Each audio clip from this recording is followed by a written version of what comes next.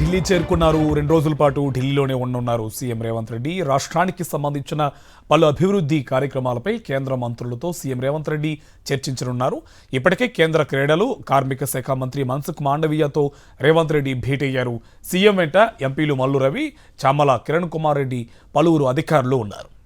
CM Revanth Reddy Delhi చేరుకున్నారు. 2 రోజుల పాటు ఢిల్లీలోనే ఉండనున్నారు సీఎం రేవంత్ రెడ్డి. రాష్ట్రానికి సంబంధించిన పలు అభివృద్ధి కార్యక్రమాలపై కేంద్ర మంత్రులతో సీఎం రేవంత్ రెడ్డి చర్చించనున్నారు.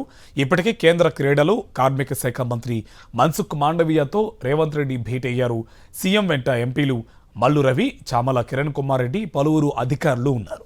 మనం చూస్తున్నాం విజువల్ స్క్రీన్ పైన. సీఎం రేవంత్ రెడ్డి ఢిల్లీ చేరుకున్నారు.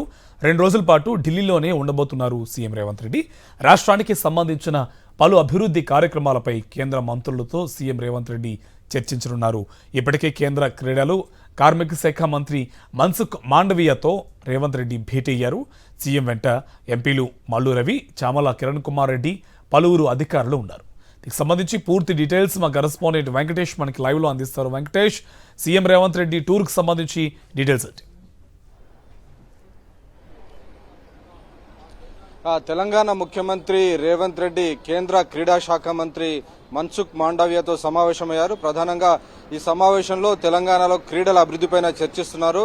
ఖేలో ఇండియా కార్యక్రమాన్ని తెలంగాణలో పెద్ద ఎత్తున నిర్వహించడానికి అవసరమైనటువంటి సహకారం పైన చర్చిస్తున్నారు. వాటితో పాటు ప్రధానంగా ఇటు గ్రేటర్ హైదరాబాద్ లో స్పోర్ట్స్ యూనివర్సిటీ ఏర్పాటు చేయాలని తెలంగాణ ప్రభుత్వం ఆలోచిస్తోంది. సో ఈ క్రీడా యూనివర్సిటీ ఏర్పాటుకు కేంద్ర ప్రభుత్వం తగినటువంటి నిధులు గాని, అనుమతులు గాని ఇవ్వాలని ఈరోజు ముఖ్యమంత్రి రేవంత్ రెడ్డి తెలంగాణ ప్రభుత్వం తరపున కేంద్ర క్రీడా శాఖ మంత్రి మన్సుఖ్ మాండవీయాన్ని కోరుతున్నారు. సో ఈ సమావేశం ముగిసిన తర్వాత ఆయన మరొక 2 మంత్రుల్ని కలిసేటువంటి అవకాశం ఉంది. అందులో ప్రధానంగా కేంద్ర ఎరువుల శాఖ మంత్రి జేపీ నడ్డాతో రేవంత్ రెడ్డి సమావేశమయ్యేటువంటి అవకాశం మనకు కనబడుతోంది. ప్రధానంగా తెలంగాణలో ఇప్పటికే వానాకాలం సీజన్ ప్రారంభమైంది. సో రైతులు వ్యవసాయ పనులన్నీ కూడా ప్రారంభించారు కాబట్టి వారికి ఎరువులు అవసరం.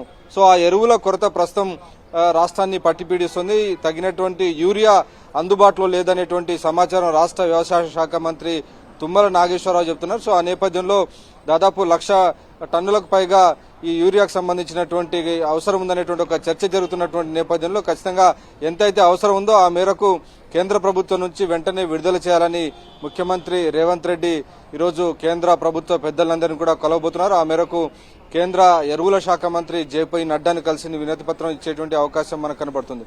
వాటితో పాటు కేంద్ర రైల్వే శాఖ మంత్రి అశ్విని వైష్ణవ్ కూడా కలవబోతున్నారు. తెలంగాణలో అనేక రైల్వే ప్రాజెక్టులకు కేంద్ర ప్రభుత్వం మంజూరు చేసినప్పటికీ వాటికి అవసరమైనటువంటి నిధులు గానీ ఇవ్వట్లేదు. కాబట్టి వెంటనే వాటిని పూర్తి చేయాలని ఈరోజు ముఖ్యమంత్రి కోరబోతున్నారు. Thank you Venkatesh.